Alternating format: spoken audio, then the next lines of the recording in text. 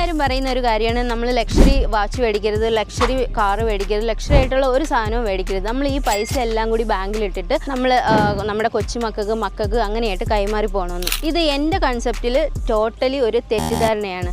നമ്മൾ ഒരു പ്രായമായി കഴിഞ്ഞാൽ ബാക്ക് ലൈഫ് ഒന്ന് തിരിഞ്ഞ് നോക്കിക്കഴിഞ്ഞാൽ നമ്മൾ നല്ലൊരു വസ്ത്രം എടുത്തിട്ടില്ല, നല്ല ഫുഡ് കഴിച്ചിട്ടില്ല, നമ്മൾ നല്ലൊരു യാത്ര പോയിട്ടില്ല, നമ്മുടെ ലൈഫ് അങ്ങനെ ഒന്നും തന്നെ എൻജോയ് ചെയ്തിട്ടില്ല. പക്ഷെ നമ്മൾ കുറേ കാശുണ്ടാക്കി നമ്മുടെ നെക്സ്റ്റ് ജനറേഷന് വേണ്ടി വെച്ചിട്ടുണ്ട്. ഇന്നത്തെ കാലത്ത് നമ്മുടെ പാരൻസ് ഉണ്ടാക്കി തന്നിട്ടല്ല നമ്മുടെ ജനറേഷന് സർവൈവ് ചെയ്യാൻ പറ്റുന്നത്.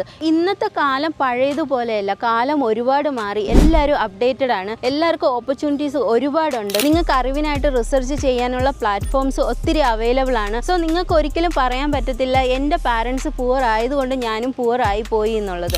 നമുക്ക് ഓപ്ഷൻസ് ഉണ്ട്, നമുക്ക് നമ്മൾ വേണമെങ്കിൽ അപ്ഡേറ്റ് ചെയ്യാതിരിക്കുക, അത് നമ്മുടെ ചോയ്സാണ്. സോ ഇന്നത്തെ കാലത്ത് പൈസ ഉള്ളവർക്ക് മാത്രമേ ആൾക്കാർ റെസ്പെക്റ്റ് തരാറുള്ളൂ. എല്ലാവരും പറയുന്നുണ്ട്